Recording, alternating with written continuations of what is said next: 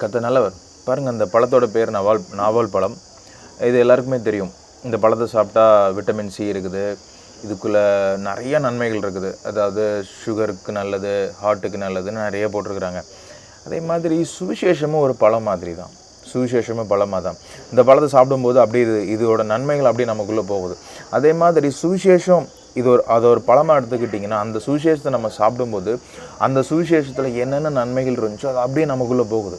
அது நமக்குள்ளே வேலை செய்ய ஆரம்பிக்குது. அது நம்மளோட பலவீனத்தை தாங்க ஆரம்பிக்குது. பாருங்கள், இதுக்குள்ளே விட்டமின் சி இருக்குது, அந்த சுவிசேஷத்துக்குள்ளே நித்திய ஜீவன் இருக்குது, அந்த சுவிசேஷத்துக்குள்ளே நன்மைகள் இருக்குது, அந்த சுவிசேஷத்துக்குள்ளே பாவமில்லாத ஒரு வாழ்க்கை இருக்குது. இப்படி ஏகப்பட்ட வாழ்க்கை இருக்குங்க. ஆதாம் ஒரு பழத்தை தான் சாப்பிட்டான். ஒரு மரத்தில் தொங்கின ஒரு பழத்தை பறித்து சாப்பிட்டான். அவனுக்கு உண்டான நன்மைகள் எல்லாம் அவனை விட்டு போனது. அதான் ஒரு பழத்தை சாப்பிட்டதுனால அவனுக்குன்னு குறிக்கப்பட்ட நன்மைகள் எல்லாம் அவனை விட்டு போனது.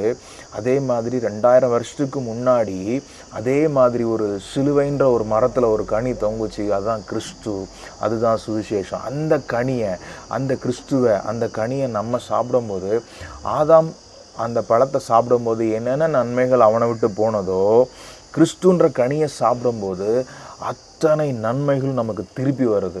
எது வழியா? இந்த கனி வழியா, இந்த பழத்தின் வழியா. ஸோ கர்த்தர் நல்லவர்.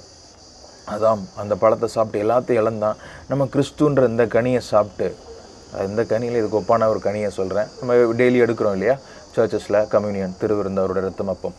அதை சாப்பிடும்போது எல்லா நன்மைகளும் நமக்குள்ளே திருப்பி வருது. அந்த நன்மைகள் எல்லாம் அவருக்குள்ளே தான் இருக்குது. ஆமேன். கர்த்தர் நல்லவர்.